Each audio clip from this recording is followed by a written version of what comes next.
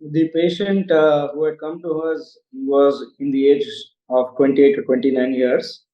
He was from Yemen, and this patient, when he was a child, he had an injury because of a bullet hitting him in the head at the age of around 11 years.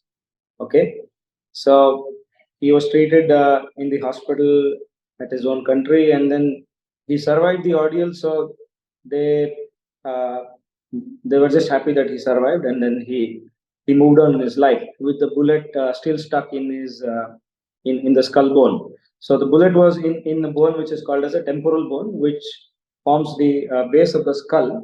So this is called as a temporal bone. If you can see, this is the temporal bone, and then this is like a pyramidal shaped bone here. So the bullet was lodged well within this bone, and uh, it was just sitting down there.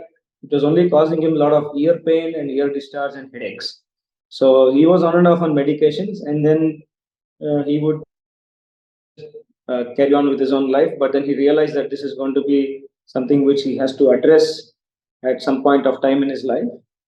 And then they traveled down here to Bangalore and expressed the problems to us. So when we scanned him by a CT scan of the ear and the skull, we found that he had a bullet lodged uh, in the temporal bone.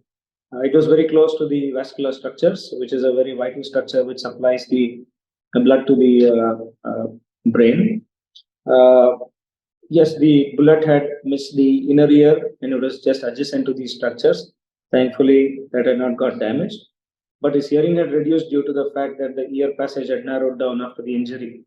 Uh, we carefully assessed him, evaluated him, took all the necessary precautions to plan for his surgery because of the complexity of the location and due to the depth of the location and its proximity to the internal carotid artery. So, being a metallic object, you can expect that there will be some additions to the surrounding structures and the bone. We had to plan to drill the bone completely, dislodge the bullet from all its surrounding areas, and then we were able to get it out. Uh, Thankfully, we had a capsule fibrous layer surrounding the bullet, which had prevented it from getting adherent to the surrounding structures. This enabled us to remove it safely without causing him any major issue of bleeding. He went through the procedure was uneventful, and he went through it smoothly, and then he was discharged in a couple of days. And following which, he recovered well. He had a good recovery, and even went back to his own country. Thankfully, leaving behind that bullet back here, and he was back in Yemen.